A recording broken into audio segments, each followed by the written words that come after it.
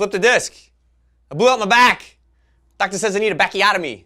Right? These are things that your athletes are going to say all the time, or you're going to have people, oh, I slipped a disc, whether it was in the past or something recent, right? All of this stuff. I slipped a disc, my back went out, I blew out my back, I'm out of alignment.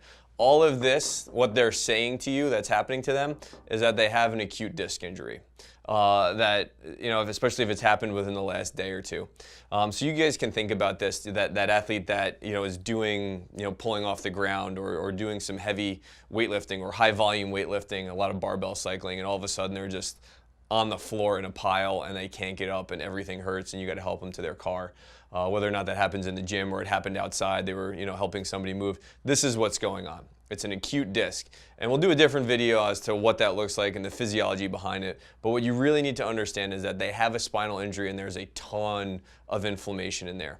So really quickly, what you should do with these athletes, or for yourself, if you're listening for yourself, you need to rest. Right? A lot of times people are like, well, what do I do? What do I need to do? The people think that they need to be an active participant in their rehab, which is great. But at this point, less is absolutely more. Right? The disc is damaged. It's torn. There's a ton of inflammation in there. It needs to heal. You can think about it like when you roll your ankle. A lot of people have rolled their ankles. Ligaments were torn. Tendons were overstretched. Now there's an inflammatory response. You wouldn't go run a marathon on it. So the same thing should be said about your back. What we do want you to do is heat or ice, right? The controversy rages on as to whether we should heat or ice it. So here are my guidelines. If you can take the pain, which a lot of us can, put heat on it. Heat's going to help healing a little bit, right? It's going to open up the blood vessels, get some more, stuff in there. The recovery team's going to come in and start to do their job a little bit more quickly than if you put ice on there, which is going to cause more congestion. So if you can take the pain, heat it. If you can't take the pain and you're really struggling, you got to put some ice on it, right? Ice is going to numb that area up. It's going to cause a little congestion, but whatever. If you need to ice that thing down so your pain's at an acceptable level so you can sleep, that's something that you should be doing. Another thing you should do is walk about 30 minutes each day.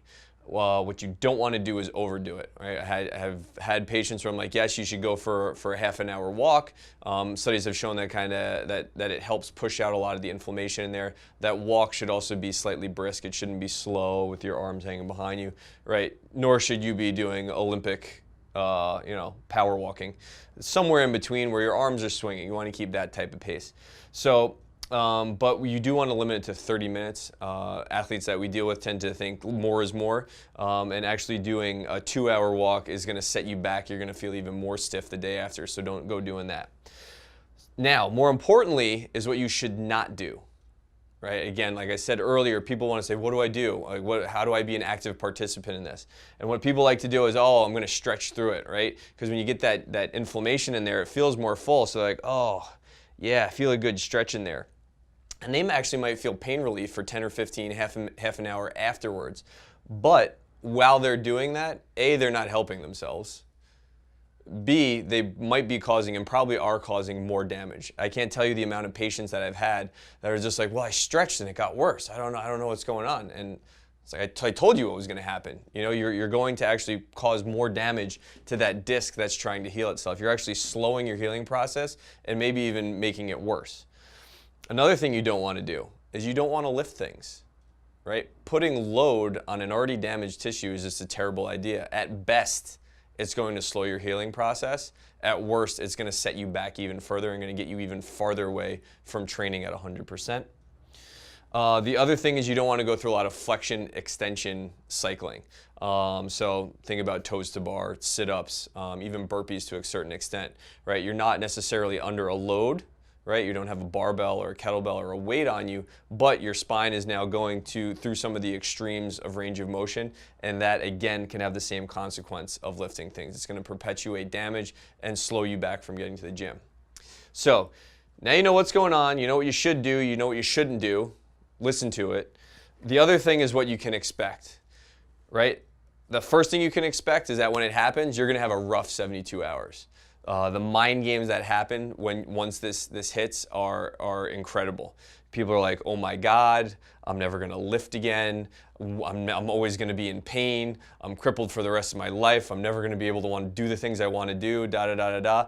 And it feels very much like that for the first 3 days, because you feel terrible, you're limited, it hurts to sit, it hurts to stand, it hurts to roll over in bed, and it's just frustrating that it's just not better already. But it will get better. Okay, so that's the thing. You will start to feel better in 7 to 10 days. All right, from the instant that disc injury happens to a week later, it's a world of a difference, provided you don't make it worse in the meantime.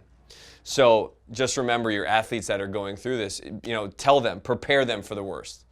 If this happens in your gym, say, listen, tomorrow morning is going to be terrible. You're going to have a hard time putting on your pants. You're going to have a hard time doing anything. But it will get better as the day goes on. It should. And as long as you don't mess it up, you will be okay, and you'll be back on light duty within a week.